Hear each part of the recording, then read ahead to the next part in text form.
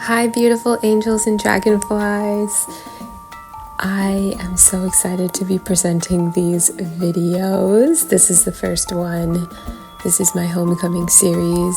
This is for the escape artists, the huskies, the ones who are not able to come to their homes and explore. This is for you. This is for all the people, including myself, that are on this road to self-discovery. Here goes.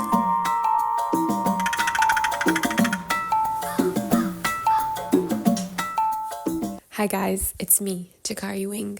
I am back with another video where I'm just doing a little check-in on where I'm at in life and what I'm, doing to stay sane. I'm not doing any of this actually, but I wanted to show this altar that I've made in my parents' house. I'm currently at my parents' house, turn of events. I did not expect to be here, but this is where I've landed and I'm making the most of it. I'm doing all the work that I can possibly do, if you know what I mean. And I'm trying to stay grounded and sane throughout it all. And it's been really, I'm not going to lie, challenging, but it's been very insightful. I'm very rooted in reality out here. There is a saying in Punjabi, mitti vaja mardi, which basically means the dirt is calling you, kind of like in a motherly soil type way. And I feel like the dirt in my hometown has been calling me. I am here, I have arrived, and I'm doing whatever I need to do to keep my spiritual channels flowing, to keep myself grounded in reality, and honestly, like trying to end my delusional era, because I want to go from surviving to thriving. And I know that my life is about to change. It's always going to change because it's in continuous movement, and I'm recording it and bringing you all along the process. So yes, number one, I'm going to show you guys my altar that I've made at my parents' house, which has been quite the process in terms of creating the space, finding the objects, and making it look like something comforting. Okay? So let's begin. Something that I wish I told myself when I was younger. It's okay, I do not regret the past, but something that really helps me stay authentic, stay grounded in reality, and stay true to who I am. Because whatever is outside of this room, I don't have much control of whatever is out. But I have control of my sacred space. And I do believe that we can create sacred spaces anywhere, like in little corners. And the more, the better, the more, the merrier, etc. This right here is my sacred space. Okay? The candle that I have that I'm going to light is one that I received after a film screening that I was a part of. So in lighting it, I am lighting and igniting my creativity and my outlet to exist. I found this chatka in the back. It was all dusty, cleaned it up. I have some of my jewelry hanging on it. I've been really spiritually connected to the chatka. I've mentioned it in other videos before, but yes, I have this like candle holder with some dried roses, this tiara that says 60 because I want to live long. These are all just like things that I have found in my parents' house. This little bowl, some crystals. I have malachite, rose quartz, clear quartz, and tiger's eye, and some seashells. This vase that I found, this beautiful amethyst necklace, some eucalyptus from a bouquet I made for my mother's birthday, and then I have some decks and some oracle decks and my manifestation journal. And then, come on, the most important thing on my altar is this duddy that my BG made. She is now my ancestor, so I feel like I can honor her here, which is nice. And yes, she made this duddy when she was young in Punjab. The fabric was all grown and dyed in her village, and she made this, which I am just so honored to have this textile on me right now. So, yes. And then this is just like something I also found in this in like a storage closet, dusty space, which is just a little homage to the ancestors as well. It's a golden temple. So something I want to mention about the patterns on this study, I went to a museum where I saw some work that was made by the indigenous people that live on the land that I'm on, which is Nisinan Maidu people. Hello, you are loved. Thank you. So they had some baskets that were weaved by some women, and the baskets had the same exact pattern, you guys. I don't understand. Like, I'm so fascinated by textiles because textiles are just proof to us that we are all connected and that there is some sort of universality involved. And yeah, I feel like really grateful and honored to know that that connection exists. I don't know how it exists because, like, you know, they didn't have the internet back then, and my BG was not reading books. And I don't know where she got this pattern from, where she learned it from, but this pattern I've seen in South America, I've seen it in Mexico, and now I have confirmation that the Maidu people also had this similar kind of pattern. So, in honoring my ancestors, I also, in some way, get to honor the ancestors that are on this land that my family ended up on. The hometown that I'm in, I don't want to disclose it because, I don't know, I guess I'm trying to be a little anonymous, but the hometown that I'm in, there were a lot of Punjabi settlers that came in the late 1800s, early 1900s. They came as labor workers, little history lesson. And they were here when the indigenous folks were being colonized. So it's really kind of challenging to sit with this history and this knowing that the cultural lineage that I come from in terms of how we receive land here was, you know, through one marrying Mexican woman, which they obviously could have been indigenous, marrying them and then attaining the land in that way. So there is a, you know, Punjabi Mexican community that exists, and you know, I know that a lot of Mexican folks who live on this land are indigenous, so what a whirlwind of information. But I think, yeah, coming back and reckoning with the fact that this, you know, lineage, we are settlers. Punjabi folks are settlers in the U.S. We also have been here for, you know, other political reasons like seeking asylum. It goes on. But it's nice to know this information. It's nice to know where I'm from. It's nice to know that there's some sort of connection and that we, you know, we are all interconnected. There's intersectionalities, etc. So this is how I honor my ancestors. I also want to share that I have these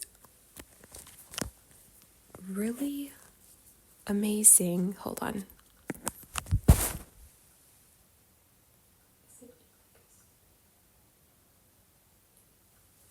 Okay.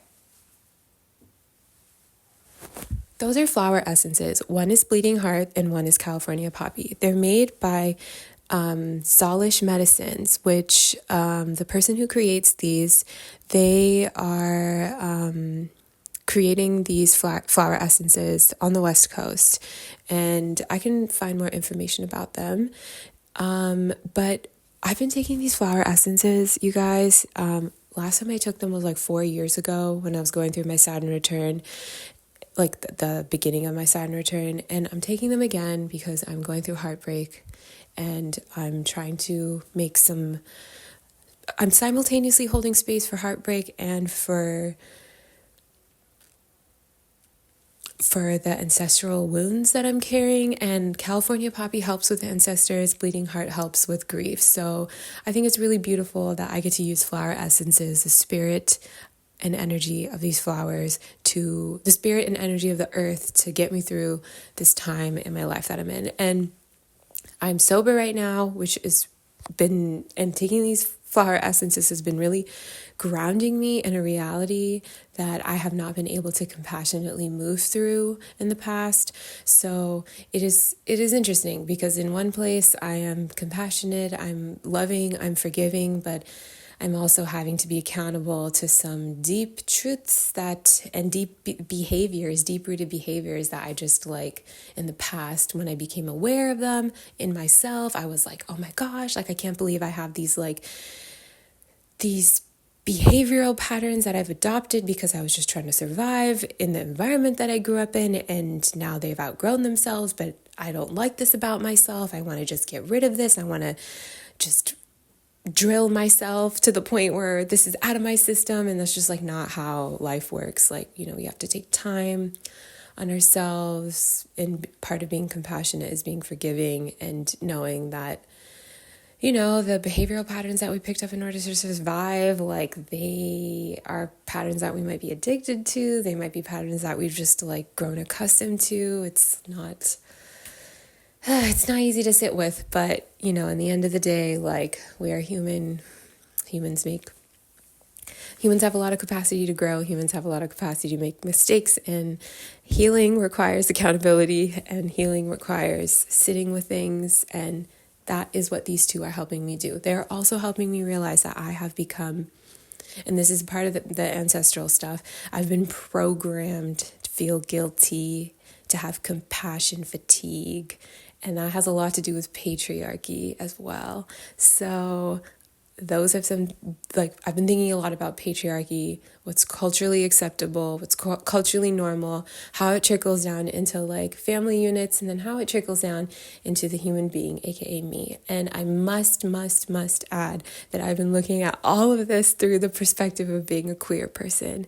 And that has been deeply enriching and beautiful because it has pushed me into places of discovery that I just did not think I would be going into. Another part about being in my hometown is rediscovering the queer community that exists here. And like, I'm from a really small town that has the air is conservative. I didn't even know like an LGBTQ center existed until now. And it apparently just started like during COVID. So yes, I want to mention, because I'm going to now switch over to another environment, I want to mention that the most interesting thing about approaching all of this through a queer lens for me has been finding the way that the queer people here have been connecting to the nature that's here. I have found like some hidden blogs where like I'm looking for a certain like species of, I don't know, like plant, and then the person who posted it, like their name is like queer or something. So like it's been really fascinating reconnecting with the literal land here, and also being reconnected to queer people that are in my town, my hometown, that I have run far from, very, very far from. It's been years since I've been here and have tried to like actually build. I feel like I've just been running away, which the flower essences have been helping with. So yeah, this altar and having this space reminds me that I can make room for my authentic self in the present, that I don't need to fall into these like patterns that I might have fallen into as a kid. It's gonna happen, the whole like, turning into a kid when you're in your parents' house thing. I think like our psyches just run that way. The two things that are stopping me from doing that is one, having this altar, and then two, like, oh my gosh, I've been thinking about that movie, Grey Gardens. Every time I think about that movie, I'm like, I need my adult psyche self to be here, to be present, to guide me through this place that I'm in my life right now. So thank you for witnessing me. Yeah, thanks for witnessing me. I'm gonna try to take this setup to the river that is nearby, and I want to show you all the herbs and the plants that have like really called out to me here, and I'm trying to connect with them in a spiritual way, spiritual as in like in a similar way to like the flower essences, like picking up the spiritual nature of the plants and like what their messages can be. Yeah, So join me. I'm going to try to go and bring this set up. Hopefully I can do it today. Yeah, let's go. Actually, let's go. Okay, let's go. Hello, this is Jakari Wing from the editing booth. I want to thank you for watching my video and let you know that I did end up going to the river. I just decided to split up this video into 2 or 3 different videos. So initially this was going to be one really long video, but I decided to split it up. But I wanted to summarize a little bit of what I was talking about, even if it was super heady. But for those of you who are not able to go back to your hometown, who are not able to be in a space that you grew up in, altars are kind of like really magical spaces that can transcend time and space. So I really encourage anyone who is wanting to reconnect with a version of themselves that they're not able to reconnect with to bring something from that time period in their life into their current altar, or to just build an altar. Like, you saw my brain. If you watch this whole video and you're here now, you saw like all the places I went, all the reflections I've had from just setting up an altar. So catch you guys in the next video. Thank you so much for watching. And yes, that's all I have to say for now. Bye. Love you all.